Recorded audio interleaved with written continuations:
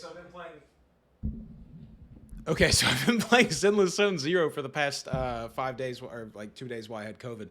So let's talk about it. Yo, so I want to talk about the real reason why people are not satisfied with Zenless. So a little bit of background about me and Zenless Zone Zero and Hoyoverse games and gacha games in general. I've been playing gacha games for quite a while now. I played Genshin Impact for a couple of years. Tiff got really into Genshin Impact and played it way more than I did. But before that, I mean, my first experience with gacha games was probably Puzzles and Dragons. I didn't even know anything about gacha games when I started playing that game. Then Final Fantasy Brave Exvius and Maple Story and all those things. So I've played a lot of gacha games, so I sort of understand what's going on.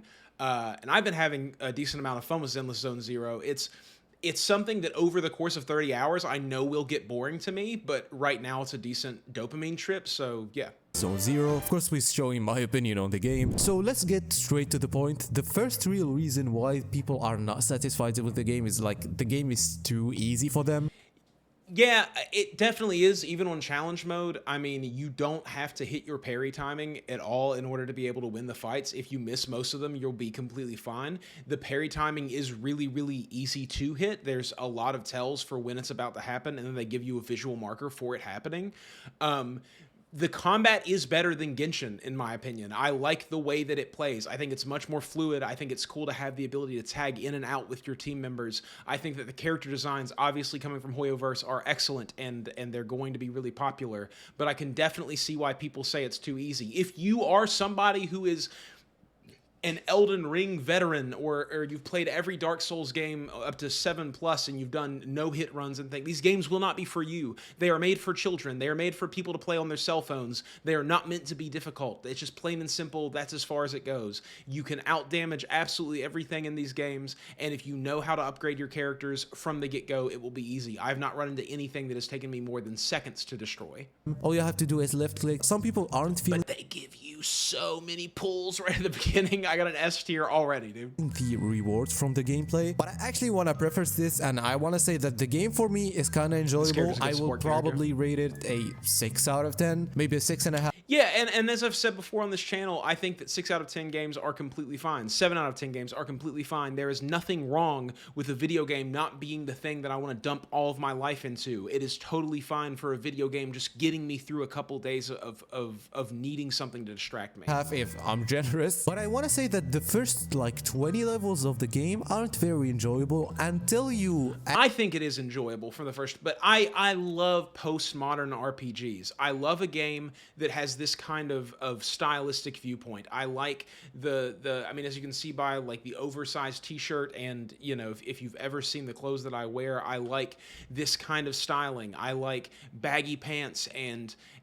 you know, the anime haircuts in modern times. I like Persona, and I like Digimon Cyber Sleuth, and I like Dot Hack, and all those kinds of games. That's something that I really enjoy the look of. So exploring and seeing this world that they've made has been enough fun for me to get through the first 12, 13 hours of this game. Actually get to the new modes and try some end game mode, and it becomes a little more challenging the more you... It's a tutorial. It's like all live service games. The first 20 hours of your gameplay is tutorial. So obviously it's going to be kind of a drag. Play it, and I think that if the game is going to be always casual like that, it's going to only like get a very, very, very niche audience, and it will probably be my first gacha game that I play on mobile. I do not enjoy gacha games on mobile, but I think this is it's a stopover game, right? They're doing this this Animal Crossing gacha game that they're coming out with Hoyoverse, and that's going to be the next big one probably. Wuthering Waves is going to absolutely crush Zenless Zone Zero. I plan on starting Wuthering Waves today after I get done making this video. It's not the Genshin killer. Genshin killed itself, and this is a stopover game so they can keep funding all of their other games. But I'm enjoying it, and if you haven't played it yet and you're looking for something to play, you should play it. To be a good one. But another reason why people aren't satisfied, I think that if the game launched before Wuthering Waves, I would think that it would get a better reception, because people already tried how you can get one shot from bosses and how a lot of modes aren't that easy, and then we went to a... Well, okay, so Genshin Impact was made made for children. And a lot of adults played it and found a lot of fun in it. The character design was really good. People enjoyed the story for some reason. But I often described Genshin Impact as modern day Kingdom Hearts. That's the void that it filled. It was a similar type of bouncy, floaty combat style, big visual flashes and excitement, a very simple and easy to follow storyline, really good character design. Genshin was that thing. And now it's been 4 years since that came out. All the 10-year-olds who were brought in with Genshin are now 14, 15. Those 14, 15-year-olds are now starting to play games that are more adult. Zenless Zone Zero within the first hour has F-bombs being thrown around. They're censored, but they're still there. It's a much more teenager approach to the gacha community. But Wuthering Waves is a gacha game that's made for adults. And the reason that is because anytime that there's a popular new style of game, which is really kind of what Genshin did. I know that gacha games have been around for a long time, but Genshin pushed it in a direction that it had never gone before. And now Wuthering Waves is the idea of what if we took that and marketed it to people who played Elden Ring and Dark Souls, and what if we got these people with their bigger bank accounts involved, then what can we do? Very easy game. I can see that point, but to be honest, let's be real, the game is overhated. I think that a lot of people are either hating for fun or the things that they don't like are just personal preference. Like for example, let's talk about the TV mode, okay? The TV mode is probably the worst thing they did on the game. And I actually agree that I like the TV mode. I think it's cool. I think it plays into the aesthetic. Everything is about VHSs. I mean, your character works, or your character owns a video rental store, which I think is super sick. The aesthetics are really well done for me personally. This is the kind of stuff that I like, so it hits me really specifically. Now I get it. If you're a total balding dad, like this probably isn't your aesthetic. You loved World of Warcraft and you love Lord of the Rings and all those things, which I like those things too. But I like The Matrix significantly more than I like Lord of the Rings, you know? That is my type of look. I like that, we've really beautifully modern sort of aesthetic, but like cluttered and gamery. the TVs in a lot of things kind of useless. Like, why did you put TVs here and there, and a lot of it in the main story? Like, they need to change that. They need to make it easier for a lot of people. To be honest, in modes like I don't think they need to change it, because I don't think that this needs to be a game that exists for a super long time. This to me feels more like you guys remember Code Vein?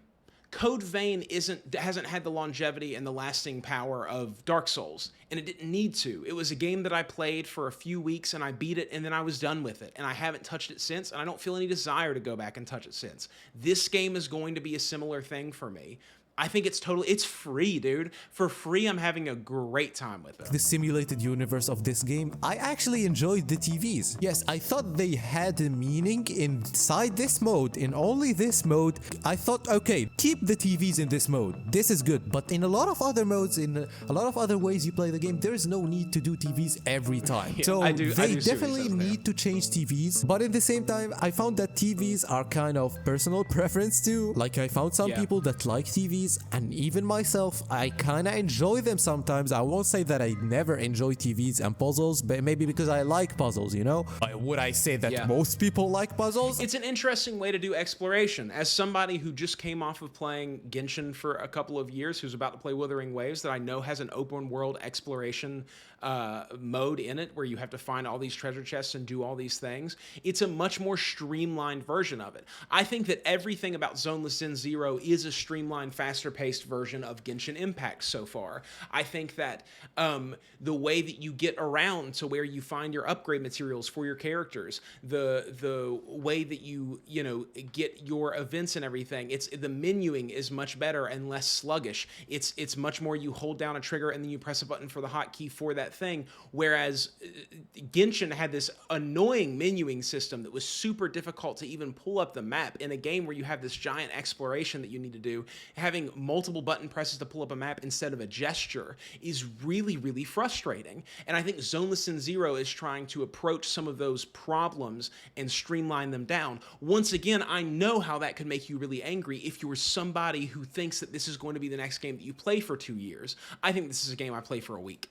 I don't think so. Now, the Zenless Zone Zero experience is good to see, not to play, at least for day 1. After that, the game improves even more, like I'm in day 2 now. But day 1 feels kinda slow, it feels kinda annoying, the game is easy. Although the gameplay looks very, very good, it's not very enjoyable. It has some depth in it, but you don't need it. Zenless Zone Zero has the same issue that I had with Genshin, in that the characters that I want to use, like Billy, because I like his aesthetics so much, are not good.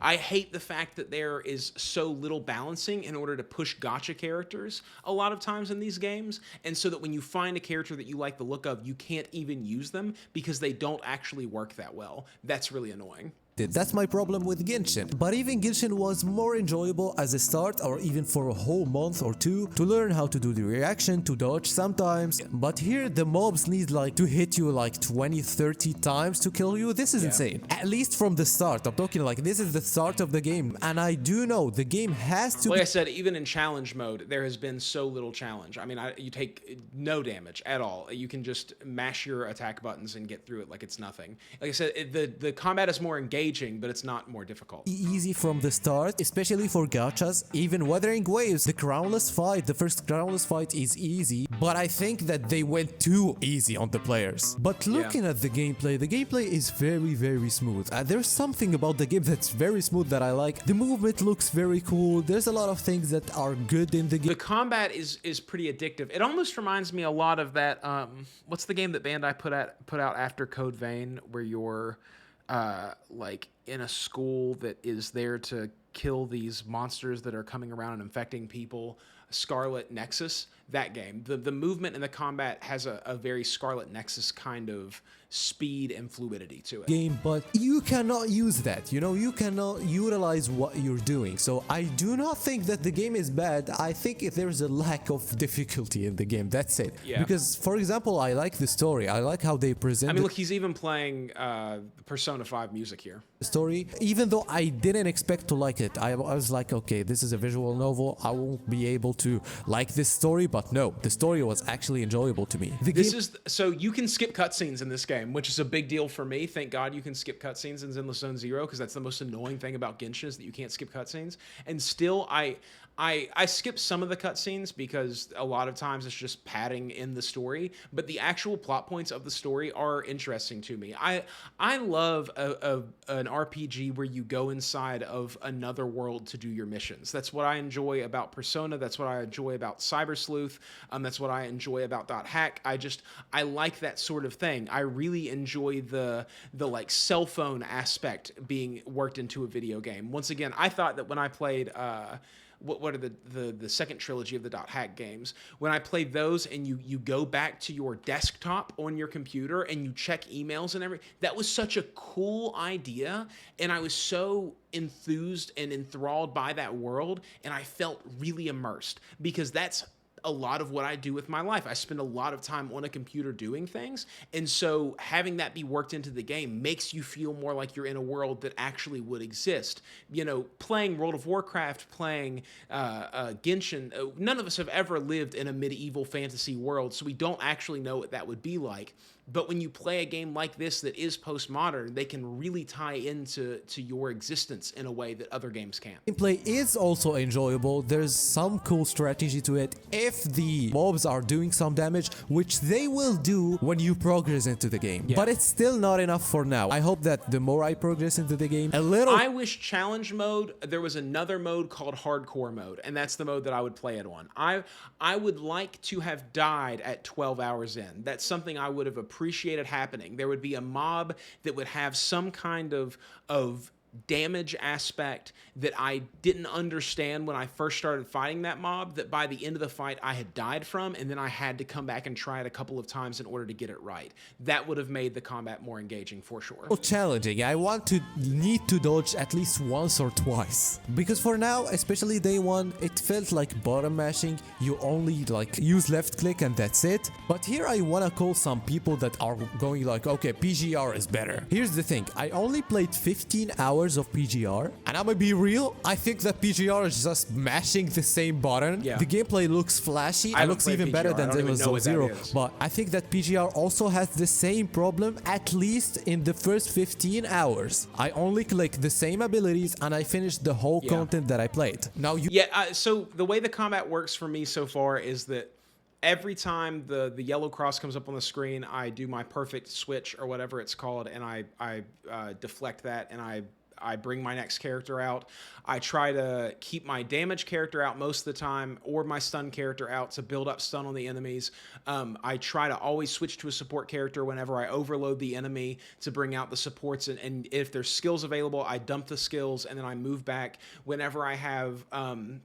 whenever I have an ultimate, depending on if I'm close to filling up a stun gauge or whatever, I'll use the ultimate on the stun character, or if I just want to do more damage, I'll use the ultimate on the damage character. But there's not a lot of strategy going on. But once again, it's a game that people play on their phones. You might say, and I want PGR players to confirm this in the comments, you might say PGR will actually become more challenging afterwards and you will have to use other buttons, so don't hate about PGR. Okay, exactly. Do not hate about Zenless Zone Zero from the start. But as a start, as an opinion, this guy is complaining a lot, and I get that, man. You know, whenever you're someone who's making content for a game, you are tying your future success to the success of this game, and you're fighting for your life out here against public opinion. But what you have to realize is that there's always going to be a community for whatever game there is. MapleStory still has a community, and that game is hated on like crazy from tons and tons of people. I still play that game. Mabinogi still has a community around it, and that community is small now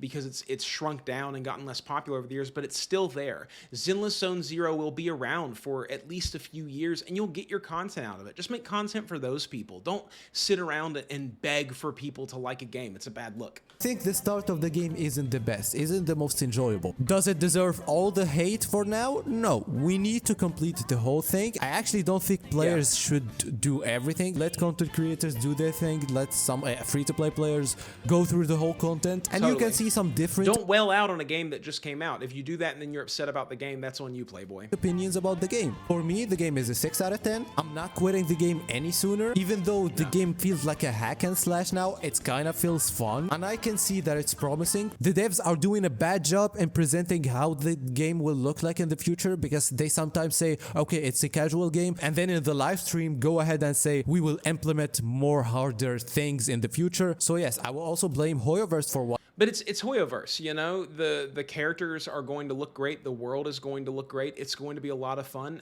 If you're someone who hates this aesthetic, then don't play it. I like the dark muted colors with pops of the neon around, the glares out of it. It's really catching to my eye. I think those are some of my favorite Final Fantasy XIV dungeons. I've really enjoyed Necrom and Elder Scrolls Online for the same reason. I like you know, the Digital Devil Saga. I like Persona. I like that sort of look. It's very appealing to me, so this game fits right into that. It's made for people like me who like those kinds of games. Everyone is not going to be into everything, and that's totally fine. Give it a skip. But if this game looks cool to you, you shouldn't be put off by the hatred that's coming towards it, because people are just going to hate on stuff. People are hating on the new Elden Ring DLC, and there's no way... I haven't played it, but there's no way it's bad. I don't even have a character that's beaten Mo yet, so... What they did. So anyway, that was my opinion. We will see in the future. That was the video. Bye-bye. Good job. Give the video a like if you guys haven't already. Yeah, I mean, it's a cool game. Play it if you want to. Don't play it if you don't. That's going to be today's video. I will be playing Zenless Zone Zero, and I'm going to hop off here, and I'm going to play some Wuthering Waves for the first time. Peace.